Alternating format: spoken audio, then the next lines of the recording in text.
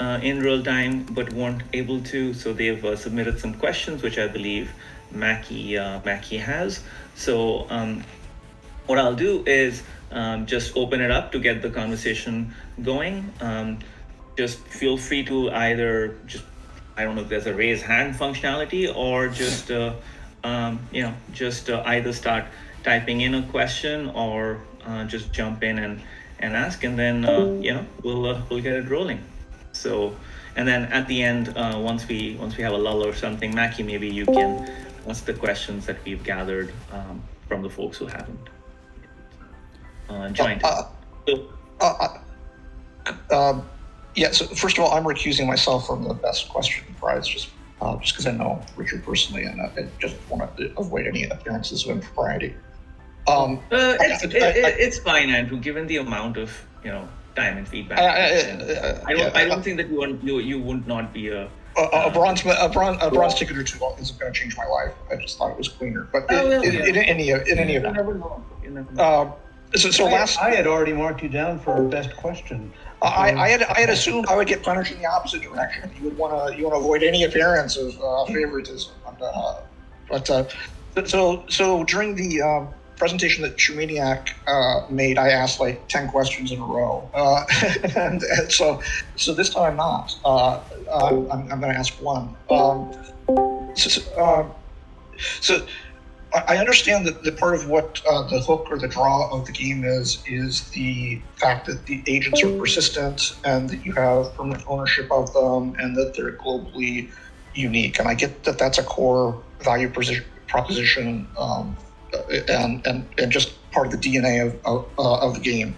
And as a reference point, I spent over $5,000 on keyboard stacks. So I have nothing against this model at all. It makes perfect sense to me.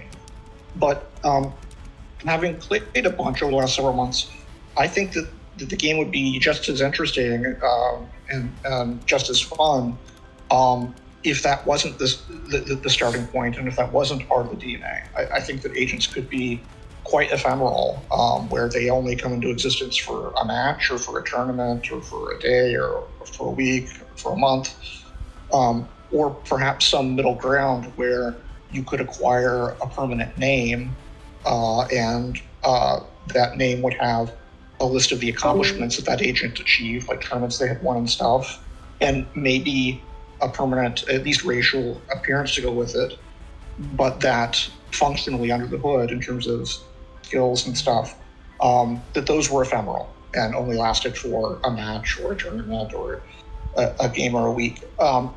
And so my question is, number one, I guess, what's your reaction? I get the value prop, I get the hook, but do you think that the core game still is interesting without that hook?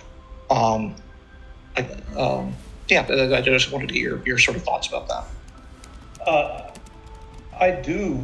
I mean, I do think it's interesting without that hook. More interesting than I had anticipated.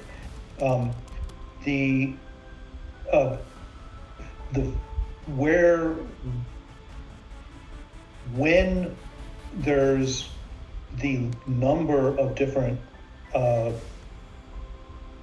powers and build tracks, which I'm hoping to see, I think that's going to add a lot to the game.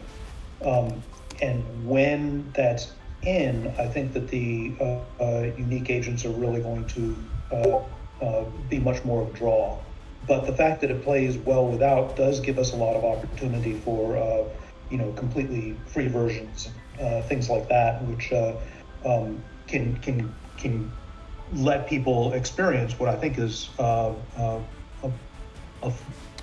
complete game without necessarily walking down that path. Until we get that variety of powers, it's a little hard to see, because I mean, one of the things you get if you have a large variety of powers and agents, then you either really have to restrain yourself as to how many there are, or you have a lot of noise. like you won't be able to adapt to anything. But making it so, and so not having a lot of agents to choose is possibly good. It would cut into the variety a lot, but at the same time, you then start entering in this area where people will tell you exactly how you should play your agent, which is something that I really hate in other games, where if I want to play seriously, I realize I have to play these agents, not those agents, and I have to build them up in a certain way, or you have to really follow an orthodox more by allowing them to be this random collection. You sidestep that, and you become an expert on your agent, and then you still have the noise when you're confronting the field of agents you're up against, and that becomes less. But you don't have it with regard to your agent because you learn how it works, and you also don't have it once you begin to recognize particular agents that are playing a lot, or in your groups, or becoming very prominent. So that's what I'm looking at. I'm very pleased that the game is working as well as it is without that, and I think that gives us a lot of opportunity to open the game more broadly in modes that don't leverage that as much. I have a question building off of that. I was just curious about how do you come up with like the ideas and prototyping the different elements and skills for the agents? Because there are so many different like combinations. I know you have the different like species and they have different subsets, and you're adding more to it, but how do you come up with those like frameworks to implement? At this point, what we're doing is listing, making large databases filled with effects that we'd like to see in the game. And we try to make those effects as oriented towards combos, both with yourself and with the field. So the sort of thing where if you're in an area where there's a lot of fire damage going on, that you have some things which could leverage that in a good way. And if you have a bunch of fire-oriented skills, you have some things that there's the opportunity to have skills and things which combo with that. And what I expect to happen is that as we test those, the ones that are really exciting will bubble to the top, and we'll try to make it so that they're sort of appear broadly, and the ones that aren't exciting will either drop or we'll figure out some way to make exciting. And one of the really interesting things of doing unique asset games is that in a game like Magic, where you've got 5 colors and you've got red and black and so forth, then you have to be super careful with what you put in red and black and whatever, because if you start bleeding the colors into one another, then the identity of the color is really lost. It can be diluted. That's because players can choose which cards they play. With this framework, we are allowed to design the different classes to be much more like they would be in fiction, where they might be good at these things, but occasionally have some strengths in other areas, and that won't undermine the whole system because your character may not have access to that, or because when you run into say a sniper, you're expecting them to be bad at whatever hand-to-hand combat, but in this system you could introduce a few strange ways for them to actually be pretty good with hand-to-hand combat, and you still, the sniper class won't lose its identity over that. It'll get this character that you have to be kind of dangerous in case they've trained in this other way. So, and to answer your question though, is we're going to try a whole bunch of stuff. We're going to try to make it all as combo oriented as possible, so that you can get some exciting combos, and then we're going to sort them all out. Oh yeah, I just wanted to say, I saw some other people posting some messages. I just wanted one last question real fast, and then I'll give the floor up. What's your take on like the balance and stuff? I remember you mentioned before you wanted to take more of a hands-off approach and kind of let these strong agents just like naturally rise up, and the matchmaking system would determine, like, it would match strong agents with strong agents. But I was just curious, like, do you have any thoughts on how you're approaching both a baseline of balance, like a floor and ceiling, and do you plan to just kind of let the like super strong agents kind of be matched with the other ones that are very strong? And are you afraid that that might kind of create some short-term imbalances as the system is finding out, are they strong or weak and such through the matches? Yeah, balance is certainly one of the just the key issue with these personal asset games, and my philosophy on that is that you try to balance the skills. So in the same sense that you try to balance magic cards or cards in the trading card game. So you don't want to have skills floating around that nobody would ever use, and so that, or that dominate one another. So I wouldn't want to have, for example, a card which gave you an attack of 10, and then another one which gave you an attack of 20, because I think that's kind of lame. But so they will all have sort of pros and cons. And the concept of having skills which are too weak is definitely going to be a thing, and as is the concept of having skills that are too strong. That said, I think it's crazy to try to actually balance it. It's just the sort of variety we're looking at is such that that you're going to get you're going to fail if you try to, and you're going to get a much richer game if you just embrace it. And so yeah, I do think in the short run there will be imbalances as people as the agents sort of find their level. I like to see that as being an exciting period rather than one that's strictly negative. And the thing is, I also expect that to be sort of a give and take thing. Like there's going to be agents and powers and combos that are perceived as good and they play very well and they work very well, but then people learn how to deal with them. So some agents will be rising up and going to higher level competitions, but then as the system evolves, they may not go up much further and they may get knocked back down because the meta has caught up with them. And that will be part of the game.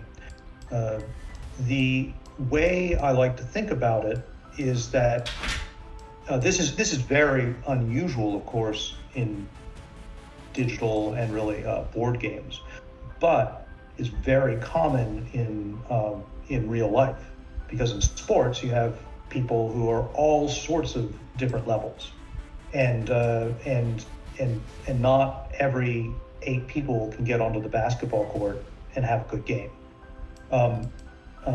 But that variety in skills is part of what makes the games appealing, and we have to use the same sort of thinking to deal with that in this game, where we have to understand that you need to have places for stronger agents and to play, and part of the game will be a lot of the challenge, and a lot of the I think fun in playing would be finding what works for you and how best to utilize what you have. I'll throw in a very, very, very, very quick anecdote. I do remember Richard saying once, when talking about Magic the Gathering sets, that if a set came out and there were no cards and no combos that were broken, that was a failure, because it meant that the designers weren't exploring the design space. They weren't pushing it far enough. So, Richard, I assumed that there's some of that same sort of reasoning involved here as well. Like, if everything always turned out to be balanced, it means that there was just huge parts of the design space that you weren't really exercising. Yeah. No. These systems are so complicated that I think that investing time in planning out and balancing is not wasted, but it's not. But you simply can't anticipate stuff, and the only way to end up with something which doesn't have things which are sort of over the top is by being way too conservative, and you'll end up with an overall worse game. I think it's worth interjecting a anecdote of my own, which was a big part of my formation of some of my game design philosophy, was with the game Spectromancer. In Spectromancer, there were, 6 or 8 character classes, and players purchased character classes, but there was one character class that was available for free, and that was the priest. And of course, everybody thought the priest was the weakest, and we expected that. But I was wondering if of course they were right, because we did not choose the priest to be free because it was the worst. We chose it because it was a character with which was very flexible and highlighted a lot of the interesting things with the game. So we ran, since it was a digital game, we could run statistics, and we found that the priest was weaker for beginners and for intermediates. But for expert players, the priest was actually had a 55% win rate, as opposed to 50, which, since it's a 2-player game, is what you'd want. So it was actually powerful. And we realized, of course, that's because the flexibility that we're offering is skill testing. That's the nature of flexibility, and so people were complaining about it, but it was actually a powerful class. But they weren't wrong either. And on the other hand, the one they thought was broken was the Necromancer, and the Necromancer had a 55% win rate among beginners, and pretty good. I think it was about even for intermediate, and for advanced players, it was actually down to 45. And that was because it had some tools which you could play around. They were very powerful, but if you knew what you were doing, you could deal with them. And that got me really thinking about what you want to offer. There's a lot of designers who want to design their game just for the top level play. And so if they saw that, they would say, okay, we've got to make the Necromancer stronger, and we've got to make the priest weaker. But to me, that is clearly not what you want to see there. What you actually have is a pretty good system. You had a handful of characters that were really good for beginners, a handful that were good for intermediates, and a handful that were really good for advanced players. And you get the same sort of thing. So that philosophy on balance makes it so I'm much more open-minded as to what actually constitutes a broken or too powerful class.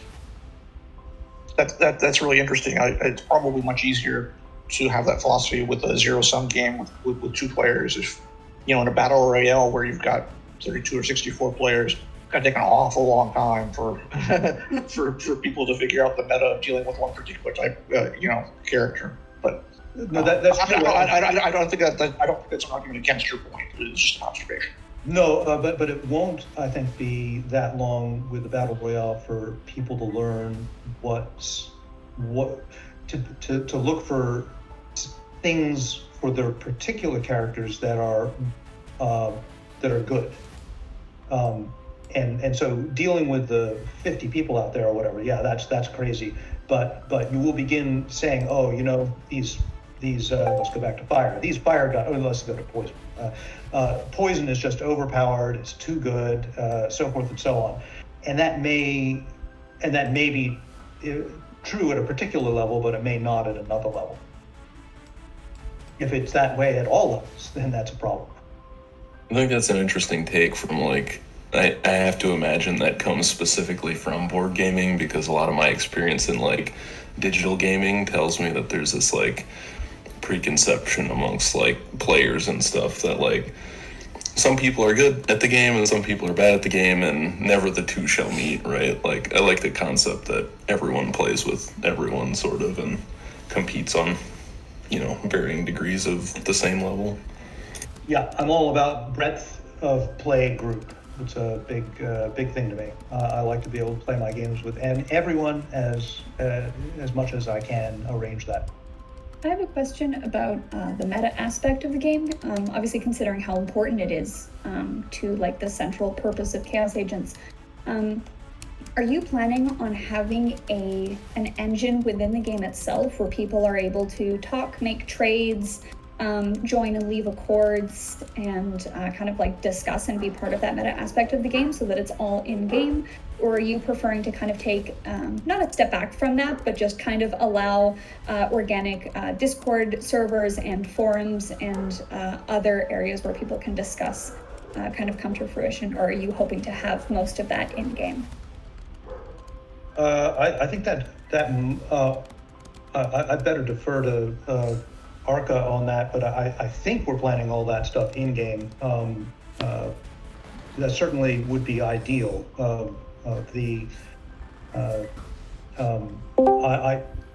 I had pictured the game being one where within the game you could do these trades and chats, and I do know that within the game itself we want to take advantage of the fact that the resolution phase of the game is a lean back and watch, because that also allows you to gives us an opportunity to allow players to socialize with one another. And of course they will on things like Discord, but I think we want to be more directly involved with that in community building. And I think that's actually really a special thing in the game. It's something we've identified as something we're pretty excited about. In most auto battlers, that's technically the case, but I don't know if there's any tools. And then you're also to support it, and you're also playing 1v1 all the time, and so having everybody on the same field and being able to trash talk or talk strategy or just whatever, taunt, laugh. I think that's all something I'd like to see really supported within game. Yeah, I can jump in and expand upon that. And yeah, absolutely. That's everything that you mentioned, Lucha, and everything that Richard talked about is all stuff that we are planning to build in the game. I think this was a big theme of what we discussed on during the earlier roadmap reveal and Q&A, which is, our focus for the past couple of years has been to get the core base game working. As we've discussed, there were a lot of unknowns that we had to figure out in terms of what the game looks and feels like, and building the engine, etc., etc. So now we're at a point, especially with the map shrinking and then the skill system becoming sort of more and more scalable in terms of basically what Richard was saying, us being able to add more effects much more easily, all of those things. We expect that by the end of June, we're going to be at a point where the game is, the core, the game itself is relatively, I won't say feature complete, but at least core design feature complete. So a big focus for myself and Draknab and Richard and Scaff moving forward is exactly what we were discussing, which is the ability to do all of the other interesting things through the game, which also speaks to the fact that a lot of the reliance we have on Discord for being able to enable some of that discovery and communication needs to actually be moved into the game itself. So we are looking at the development of the game in two parts. There's the in-game, and then there's the what's called OOG, or out of game. So in-game is where we spent most of our focus. We have spent some time on the out of game. Obviously today some of this functionality we have is far advanced from what we did, but there's actually a lot more we've done in the background of the out of game in terms of figuring out tooling, like our entire logs parsing system, etc., etc. The quest, the mission system rather, as we call it, is actually much more robust than it appears right now, simply because we needed to create the missions engine, test the missions out, etc. We kind of figured out that, okay, it's easy, like certain things are easy to get buggy, certain things are not.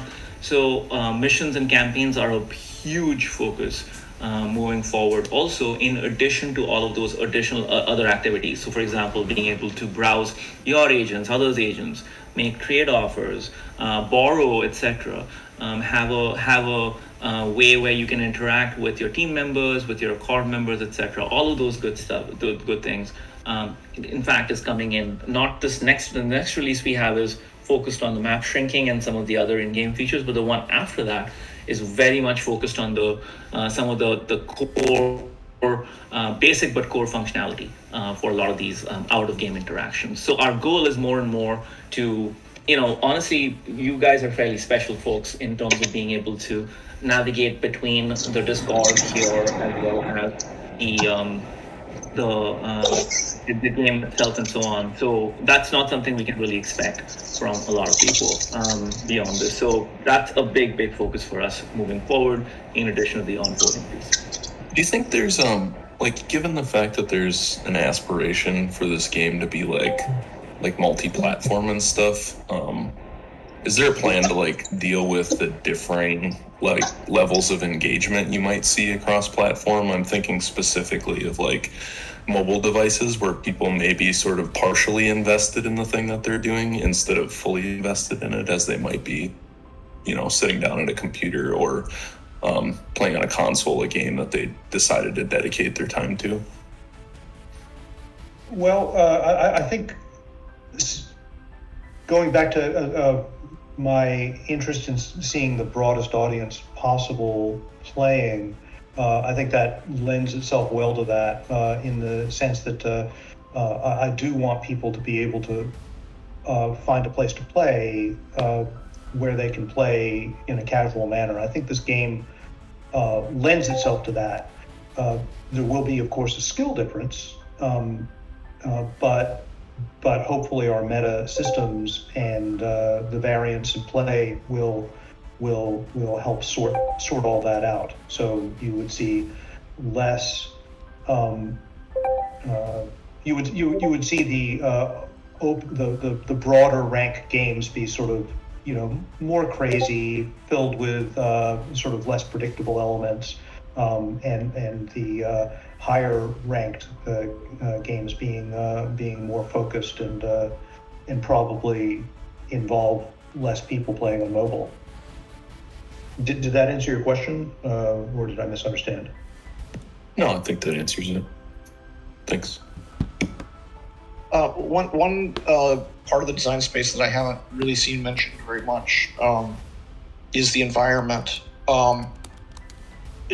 It seems like you could do quite a lot to make the game fresh and interesting and make agents play very differently, so they're not always, wanting to go down the same optimized road by, having, various environmental variables change such that it's go, like maybe collecting, crystals gives you a temporary boost to something in one game, or maybe there's a storm in another, so your skills are only half power.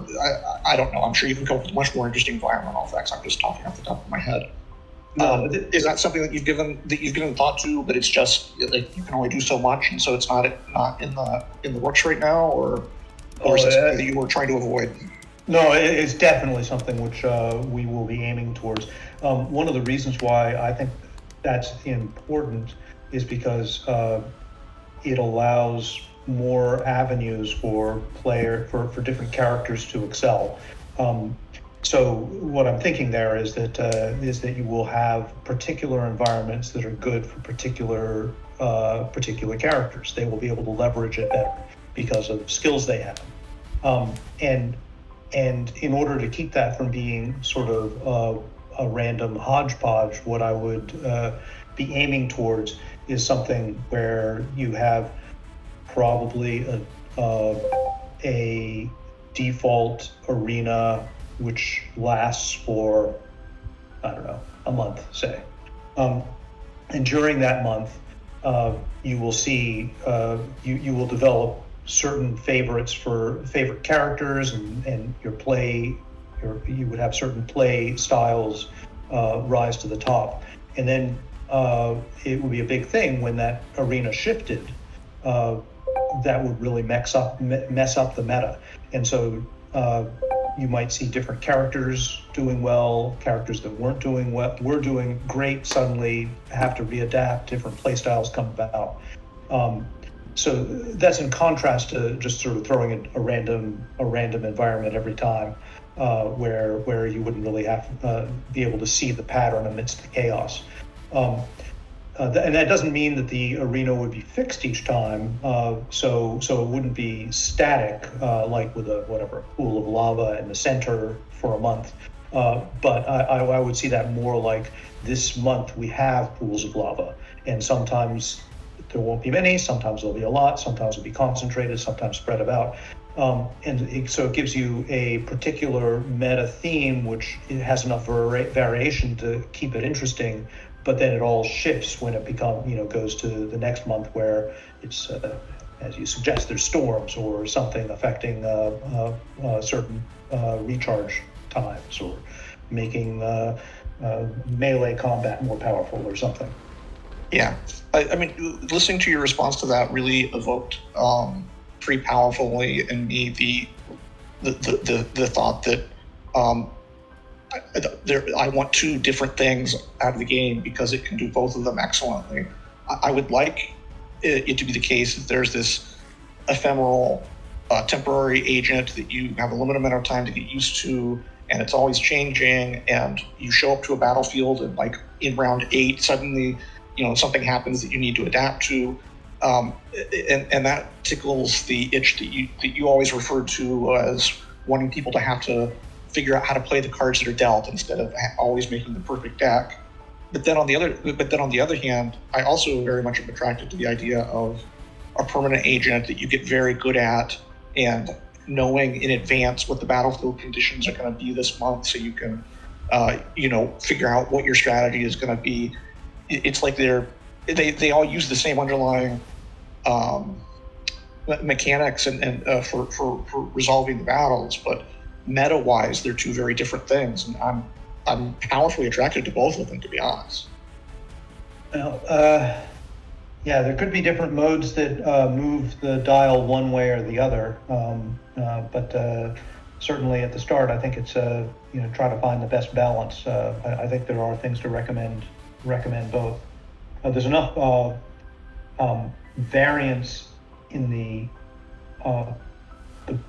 skeleton of the game with the way you get your powers, and with the craziness of all the agents out there, that I think you're always going to have to think on your feet as far as changing your plan. But allowing people to make a plan is still a good thing. I'll just go to one of Painface's questions from the chat that I addressed briefly, but would love Richard's thoughts on it. Richard, Painface asks, is there any worry that enticing players to form bonds with their agents and really learn their skills will have an undesirable effect on trade?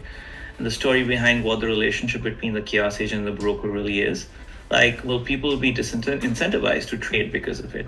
I'd classify trading as an important part of the Chaos Agent story. It also helps with balancing, because I feel because things will go in and out of being overpowered, I'm guessing. So essentially the question is there any worry of like people getting too attached to their agents and that affecting the eventual trade economy? Uh, I think if players get attached to agents, I just think that's going to be a positive. If everybody's attached to their agents so much that nobody's trading, that's a little hard to believe that would happen. But yeah, one of the things with a rich economy for trading is you want to give players different. You want to have it so that the elements that are being traded have different values to different people, and we've got lots of different avenues that you could grow to appreciate a particular agent on. And I think it's always going to be the case that the owner is going to appreciate them more than anyone else because they're most familiar with them and they've developed this relationship. But at the same time, I think there's going to be this the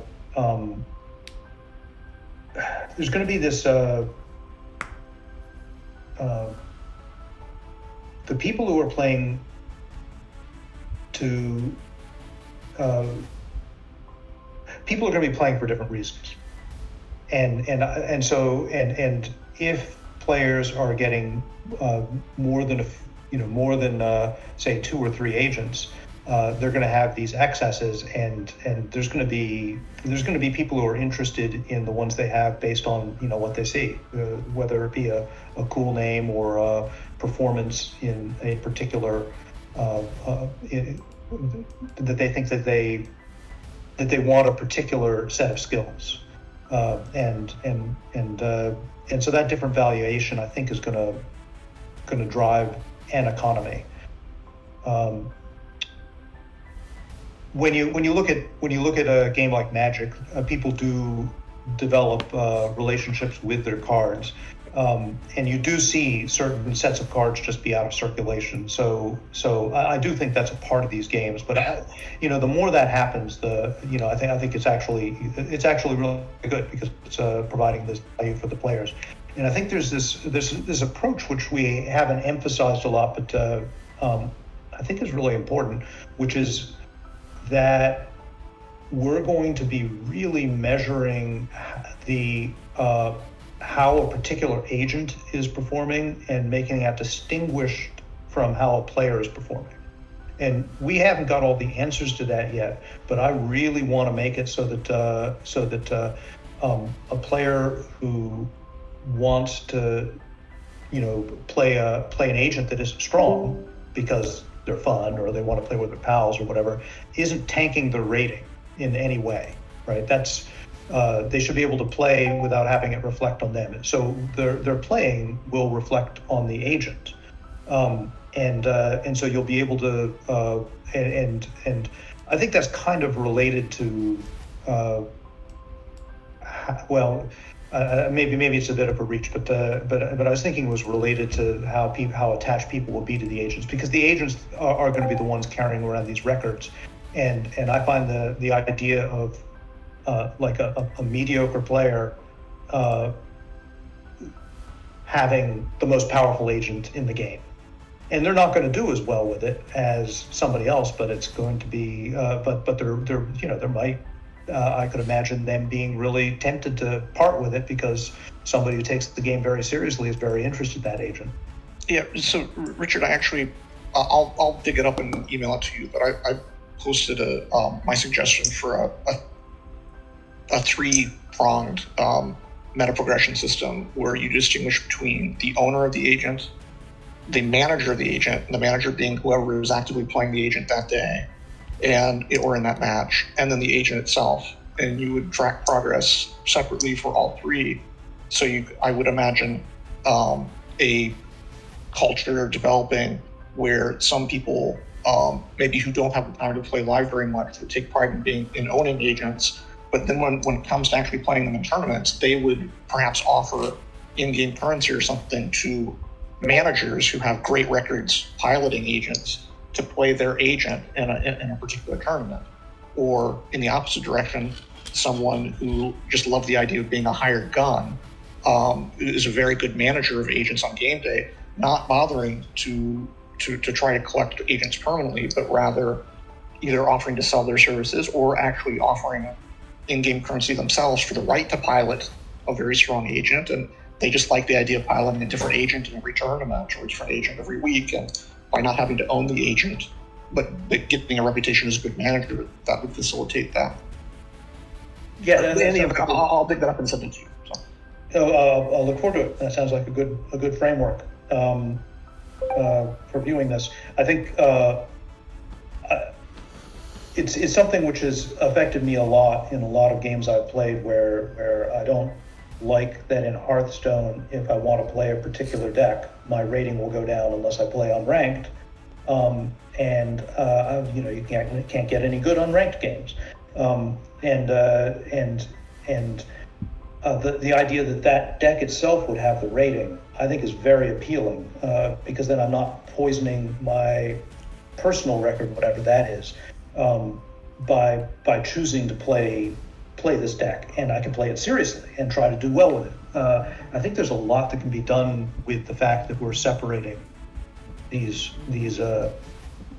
performances.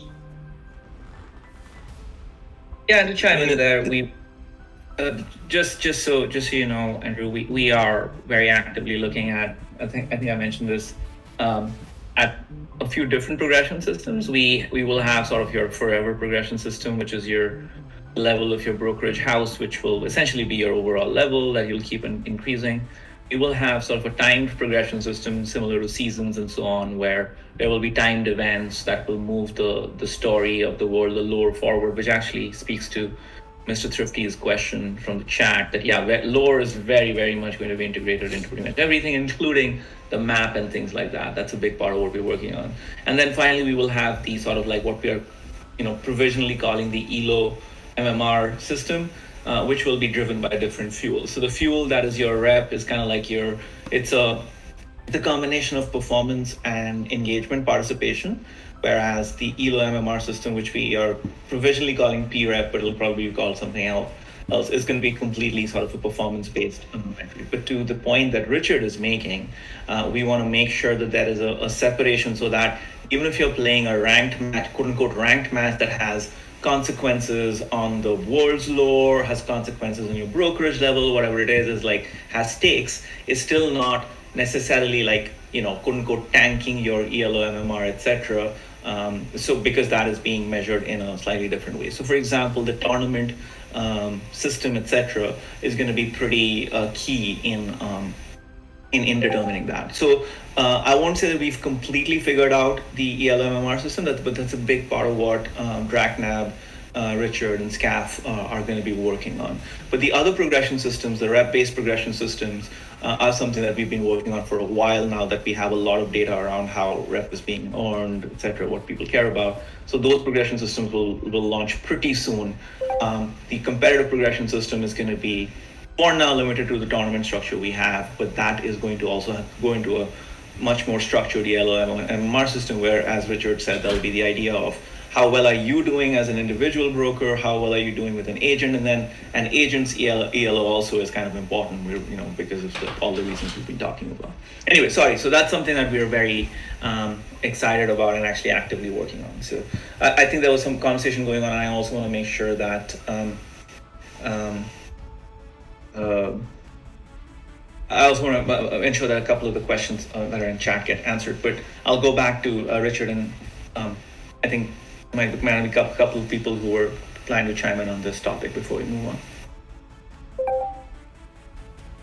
on. I was just going to ask, I guess, on the tail end of what Richard was saying, like, is there concern, like is the inverse also true, I guess, where like if you tie the performance record to an agent, is it then possible for someone of low or moderate skill at the game who maybe plays more casually to wind up in a situation where they, because of the deck that they're playing or by virtue of the strategy that they've chosen, they wind up in more challenging or frustrating matches versus someone who maybe has more skill or something like that with that particular strategy? Yeah, I mean, I think the details on this have certainly not been ironed out yet, but If I am a marginal skill player, or let's say a casual player, and I have a powerful agent, then my play may promote that agent to an arena which I normally couldn't compete with. But presumably I've earned through my play that right to play there, and I'll be competitive. So the way it would get frustrating would be is if I'm a marginal, a casual player. So this sounds too condemning. I'm a casual player, and I trade or and acquire a top level deck that's been promoted, that the player has actually gotten to a very high level. Then the asset which I'm getting could be ranked higher than I should be dealing with, and I might, I'll probably get smashed. But and as I play it, that character will drop down. But while things are in my possession, they will rise or lower to whatever my play level is. So I might find myself playing in a place where I normally couldn't compete, but because of my agent, I'm okay there. Got it. Thanks. I have a question. This is probably far off, but like a way to duo or play with friends, has that been under consideration? Either just competitively against them or working together, like having multiple agents that are working for a shared victory? I think right now our vanilla framework is a whole bunch of people all acting independently, but everybody agrees there's a lot of appeal to having teams playing with buddies on the same side, and we've talked about things like having it so you go in and you've got a partner, or you've got two partners, and we've also talked about you're going in and you're joining the red team or the blue team. I think the framework of the game lends itself to any of that, and that we should explore it. And there's not that difficult to explore. And I think the main challenge with it is not game development or coding or whatever with regard to that. It's not, the main challenge is not fragmenting your audience so everybody has their own of 60 different varieties of play that they want to pursue, because then nobody's, everybody's in these small games, for example.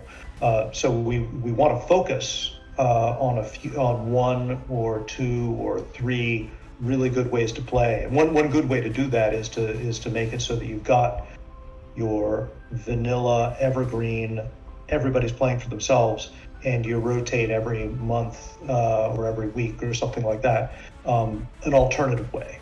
Hearthstone has done that really well with their weekly tavern brawls and things like that. So my question sort of relates to like the new player experience and like people getting essentially like an initial agent being created for someone or something along those lines. It seems like there's a big pull away from making like constructed decks or anything like that, which I think is great. But I'm curious as to if like any sort of agency or like, I don't want to say building, but just like perhaps like a small questionnaire when people are initially starting of like what their preferred play styles are, things like that, might be something that have been considered or thought about, just to ensure that like the randomized agent that they're assigned or that they obtain isn't one that, while they might enjoy the game, they just don't like their agent, and they might not be able to see that just getting started. I hope that makes some sense. It was a little rambly. Yeah, no. I mean, reframing the question a bit, the beginning experience. It isn't clear what the best way to do the beginning experience is because of this approach with the random agents.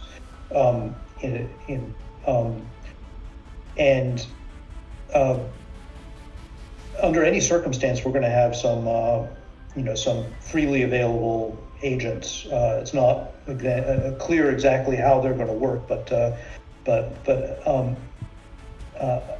I think having ones constructed for beginners would be a good idea. You still risk not showing the beginner what's good because you could end up giving them an agent which has a particular. They might really respond to a particular play style, and whatever you see as being the beginner friendly agent might not be that. They might want to play a sneaky fallback game, or they might want to play an aggressive forward game, for example. So thinking about that, maybe you want to have a few agents that are really constructed for a few different psychographics, but I don't believe I've thought much about that. I think that's a good idea. I can give you some insight into what we're planning to experiment with in the near future as we are heading towards the alpha. What we found is that it's helpful to get people started with sort of a vanilla type agent where the skills are not too complex. Time is, for example, something that people takes a minute for no pun intended. Takes a minute for them to wrap their head around, etc. But what we found works best is exactly what we've been discussing, is that you let someone actually play with an agent for a little while, and instead of trying to figure out all the systems of the game, they try to figure out what makes that agent tick. That is usually the most straightforward way for someone to also start wrapping their head around the systems and how the systems might be different from other genres of games that they've played. What we're planning to do for now is make it very friendly for the beginner to have basically hey, there are 4 or 5 agents, whatever it is, we don't know the number yet, that are available for you to test drive. And then, we let people test drive an agent for a while, etc., etc. And almost like the rotation system that we have right now is what they get into. So once they finish the couple of first tutorial missions, etc., one of the first things they earn into for their brokerage house is unlocking their first agent for a rotation. And the dual thing we want to experiment there with is, okay, how, it's kind of like what Painface mentioned earlier, what is the probability that someone who essentially starts test driving an agent or two right away gets stuck with them for the entire rotation, and then do they want to give that agent up or potentially burn an agent contract token or something to permanently retain them? Those are the two things that we're trying to find out now, is that what is the most friendly way to introduce a new player to their own unique agent and use that agent to really get them the next level of understanding. And then B is to experiment with, okay, what is the right level of flexibility we want to give people to be able to swap out their agent, exchange their agents, etc. So at least initially the rules for essentially giving up your agent and getting your agent contract token back is something that we're going to be fairly lax on, because to the point that Richard is making, at no point do we want a player to feel like they're trapped with an agent that they are not enjoying. That's also why we're looking at, okay, what is the average number of agents that we think an engaged player will have, and we're looking at more and more that being between 2 and 3 from what we are seeing. So those are all factors that are going to come together. But the next phase of experimentation that we have is going to go pretty heavily on figuring exactly this stuff out that Richard was saying that we need to figure out, is that, okay, what's that right balance of giving you enough options initially so you can get into the game, learn the game, but also get you to the point where you essentially get your first agent and start getting into the meat of the experience. Yeah, I just like to point out that the tutorial / scenarios, quests that you have, I think, do a pretty good job. That there's a variety of different agents that you play while you're going through those. They're motivating because you earn rep. So I think for a new player, yes, there is absolutely the concern of you want them to like the agent that they first get assigned to them. But at least in terms of seeing the different game systems and seeing what's possible and figuring out whether there is a play style that you like, I think that the tutorials have that covered pretty well. I'm hoping that at some point we wind up having the equivalent of sealed deck tournaments where for a modest entry fee, you get a random agent for the duration of a 3 or 4 round tournament. And so I could imagine that for new players, they might go through the tutorials and then, they might drop, $15, at $3 per tournament and do 5 different tournaments and play 5 different agents. But yeah, I do understand the concern, but at least the tutorials cover some of that ground. Oh yeah, sure. And I joined halfway, so this might have been asked already. But how do you think about pricing of the game itself? I mean, I've seen some numbers floated around $10, $15. Like, what is the benchmark that you're using, and how do y'all come up with that?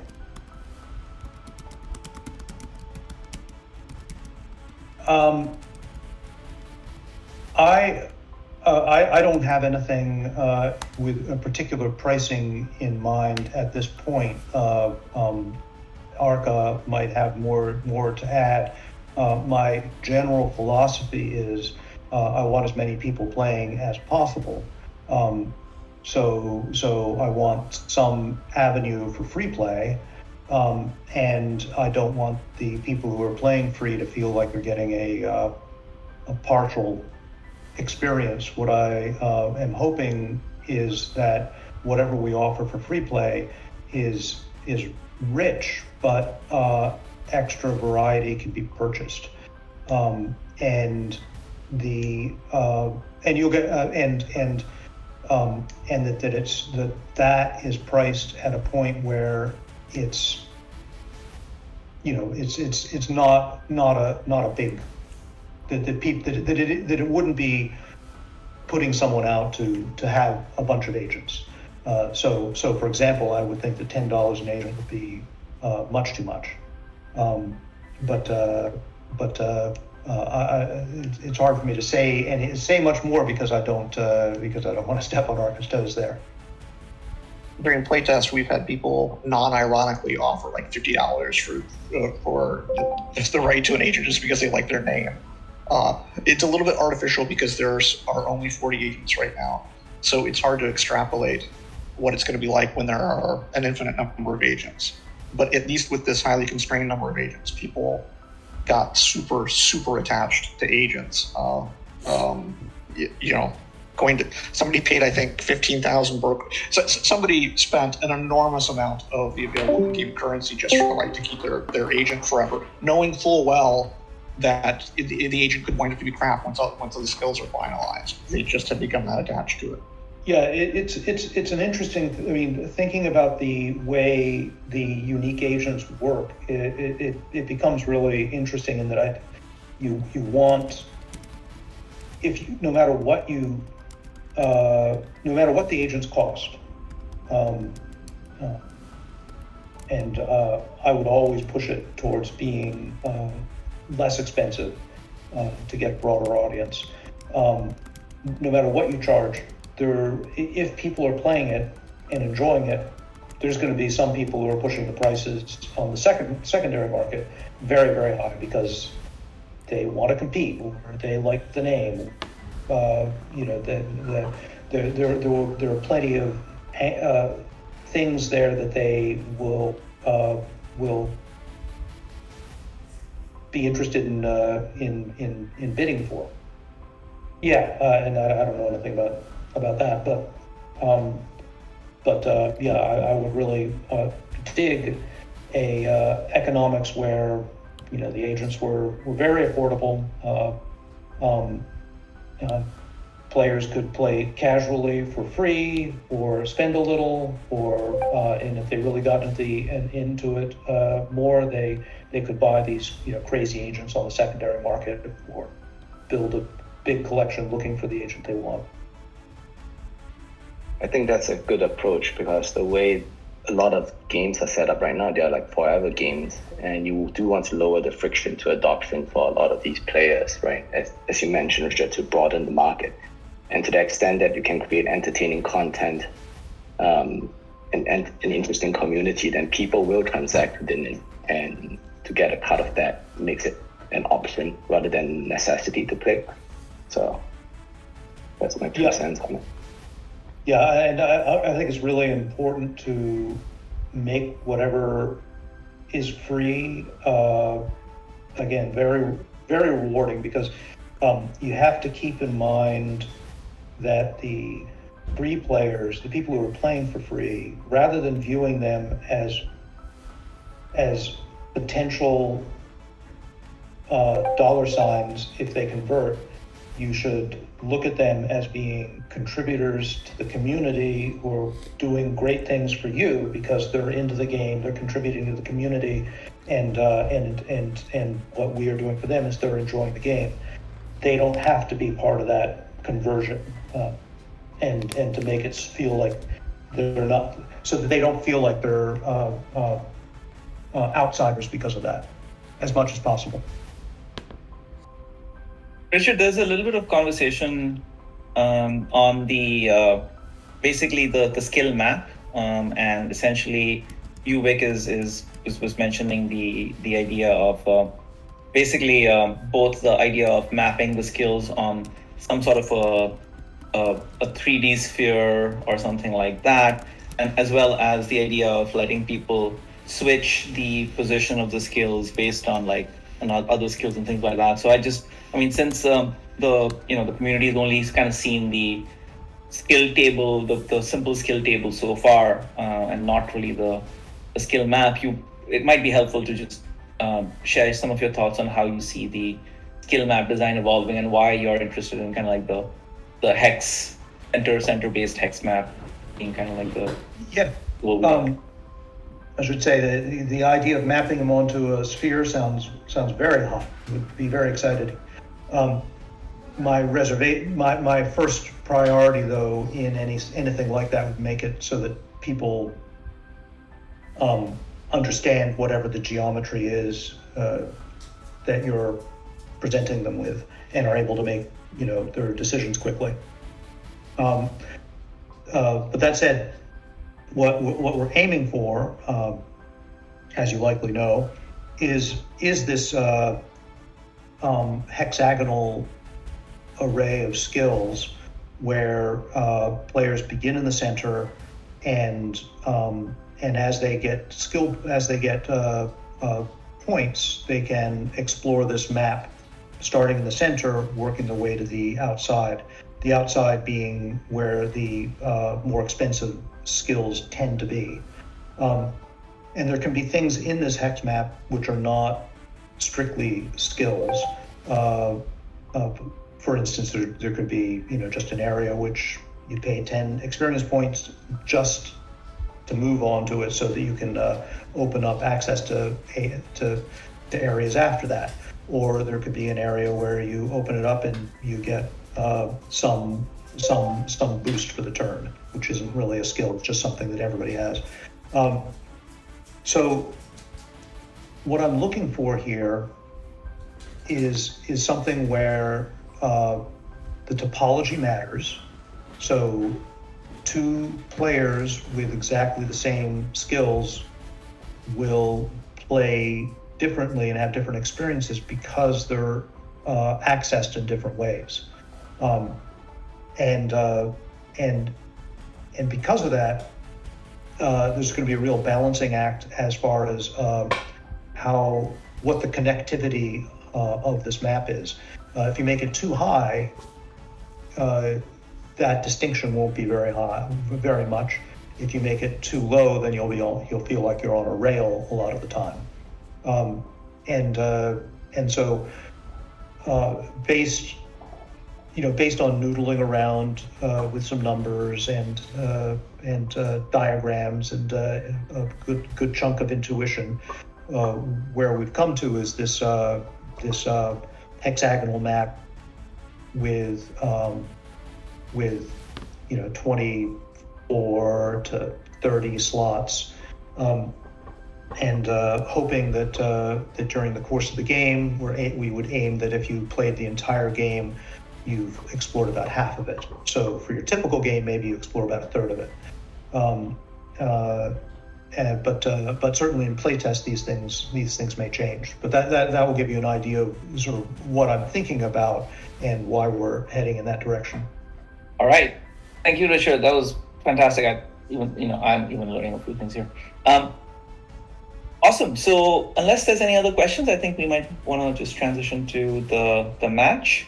And if there are any remaining questions, just put them in the feedback channel, and I'll make sure either Richard takes a look at them on Discord or that I channel his answers to you. And thank you everyone so much for taking the time.